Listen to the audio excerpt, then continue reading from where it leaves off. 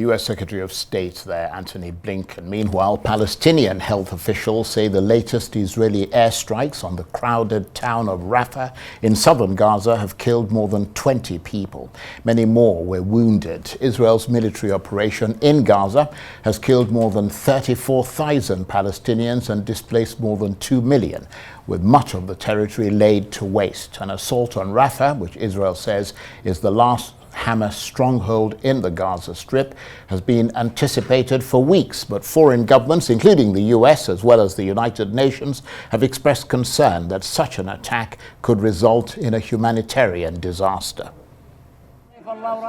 His name is Dayafallah, meaning guest in Arabic, and he was indeed a guest.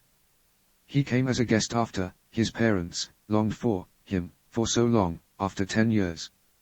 10 people were killed: the mother, her daughter, her granddaughters, her grandson, her son-in-law, their daughters and relatives, everyone. They are all gone, all 10 of them.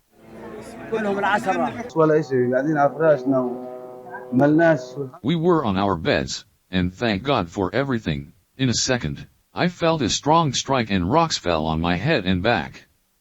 I took the rubble off me, and I heard my siblings calling for help to pull them from beneath the rubble, so I took the rubble off them, got them outside and made sure they were okay, and then I started checking who is alive and who has been killed. Around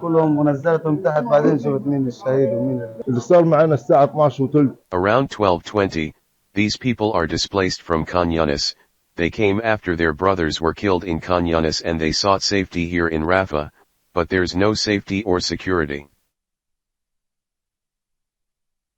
For more of this, I'm joined now in the studio by Arise International correspondent Faith Orr. Good to see you, Faith. Mr. Blinken describing the Israeli offer to Hamas as extraordinarily generous. What can you tell us about that offer? There seems to be a lot of optimism around it. Well, I can tell you what we've heard from Hamas in just the past 30 minutes or so. We've actually heard from Osama Hamdan, who is one of their senior members, and he has just said that stopping the attacks against Palestinians is not generous. The attacks themselves are a crime. You can't claim that it's a generous action from the Israeli side. So that's the latest we've had from Hamas. We know more detail about this thanks to the UK Foreign Secretary, David Cameron. He has said that as part of this deal, 40 days of a truce would be put in place, a 40-day ceasefire.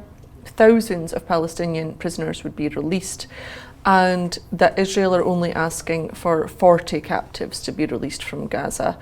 We expect Hamas to take about 24 hours to officially respond to these offers. We know that a Hamas delegation are in Cairo at the moment. The deputy leader is there with a team, and we know that depending on what Hamas say, an Israeli delegation is waiting to go. So, I mean, one could make the argument that some ground is being given, potentially at least by both sides on this, pressure on Israel from the US and on Hamas from the Qatar side. I understand that Hamas is being told that this is the best deal available, basically on the table, and if they don't accept it, the Israelis are going to press on with their Rafah operation, which the US doesn't want. Well, I don't think anyone particularly wants the Rafah operation, other than perhaps Benjamin Netanyahu. The point of this is to stop the Rafah operation from happening. That's been made very clear from all sides. As far as Biden has said, he spoke to Netanyahu on the phone. He reiterated that he opposes the Rafah operation. He says that more aid needs to be sustained coming into it, needs to be enhanced coming into the territory. From the Qatar side of things, we did hear from Majid Al-Ansari. He's the foreign ministry spokesman, and he has almost told them both off, not just Hamas but Israel as well. I'm not mad, I'm disappointed. He said he is disappointed in both sides.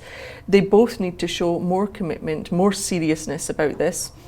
He said they've both made decisions on political interests and not with civilian welfare in mind. Now, that political interest is actually an interesting point, because Benjamin Netanyahu is facing a lot of pressure at home.